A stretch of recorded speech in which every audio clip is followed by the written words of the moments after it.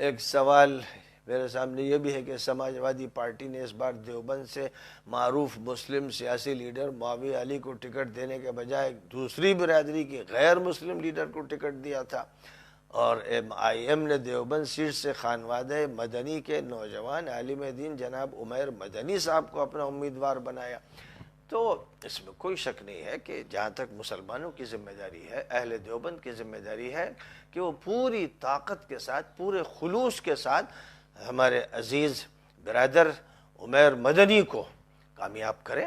ان کی ذمہ داری ہے کہ وہ سب سے پہلے اس کی فکر کریں کہ بھئی ہمارا جو لیڈر، ہمارا زعیم، ہمارا قائد ہے وہ مومن ہے، وہ مسلمان ہے، اور ہم جب اسلام کی چھتری کے نیچے ہوں گے اور مسلم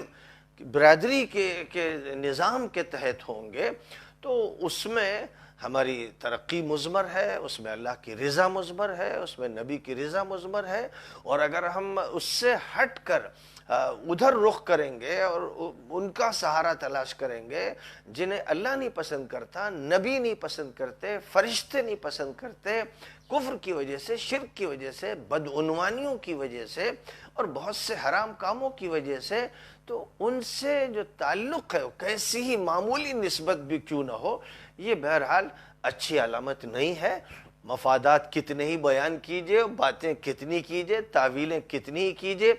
اللہ کے ہاں یہ سکے نہیں چلتے ہیں۔ اپنے آپ مفادات کو دیکھتے ہیں اور پٹتے رہتے ہیں۔ 70 سال سے آپ سوائے پٹنے کے اور کچھ حاصل نہیں کر رہے ہیں۔ 30,000 تو فسادات ہو چکے ہیں، وہ کس دور میں ہوئے ہیں؟ تو میں تو یہ کہوں گا کہ میرے عزیز عمیر مدنی نے جو قدم اٹھایا کہ ایم آئی ایم سے اپنا تعلق قائم کیا، میں تو اگر یہ کہوں کہ صاحب جو ایک طویل عرصے سے ایک سیاسی شرک چل رہا تھا اور ان کا سہارا لیا جا رہا تھا کہ جو اللہ کے نظام میں درست نہیں تھا اس کو توڑا، اور وہ جو ایک اجتماعی گناہ ہو رہا تھا اس کا کفارہ ادا کرنے کا فیصلہ کیا کہ اب مسلم پارٹی سے تعلق قائم کیا، اور اس سے ان کو ٹکٹ بھی ملا۔ مولانا سید اسد مدنی رحمۃ اللہ علیہ کے دور میں ایک مسلم اور مظلوموں کی پارٹی کے قیام کا فیصلہ ہوا تھا، اور رام لیلا گراؤنڈ میں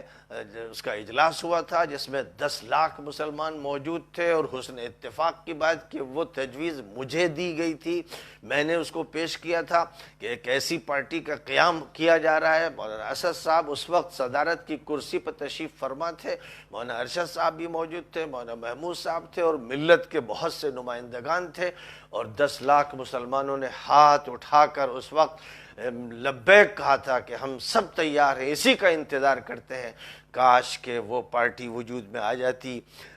جس کی چھتری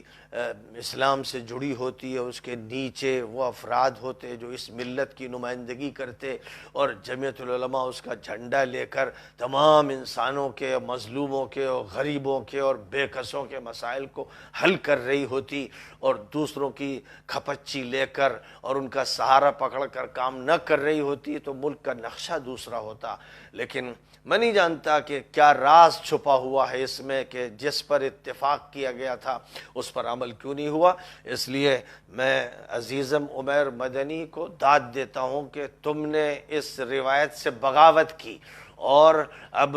ایک مسلم پارٹی سے نہ صرف اتفاق کیا بلکہ اس کی جد و جہد میں شریک ہوئے، اور اس کی طرف سے ٹکٹ دیا گیا۔ دیوبند کے تمام افراد سے، دیوبند میں جتنے بھی دارالعلوم و مدارس ہیں ان کے تمام طلباء سے میں یہ کہتا ہوں کہ پوری قوت کے ساتھ اور زبردست جد و جہد کرتے ہوئے عمیر مدنی